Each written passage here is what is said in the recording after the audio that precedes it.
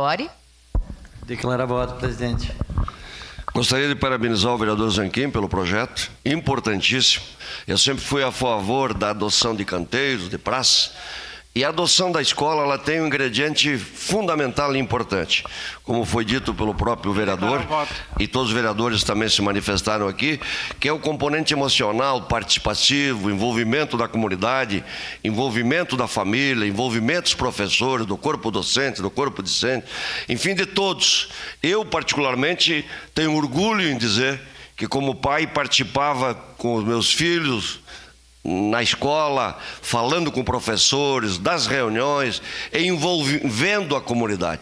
E eu tenho essa experiência positiva e esse é o grande ingrediente, o grande motivo que me leva a votar a favor desse projeto, pela comunidade envolvida, pela escola envolvida, e o produto final são seres humanos melhores, são cidadãos melhores e uma comunidade que tem que participar sim.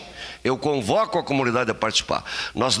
A gente sempre deu a responsabilidade aos órgãos públicos e vamos continuar dando, mas a comunidade também tem a parcela de responsabilidade na construção desse projeto. Voto sim a esse belo projeto. Era isso, meu muito obrigado.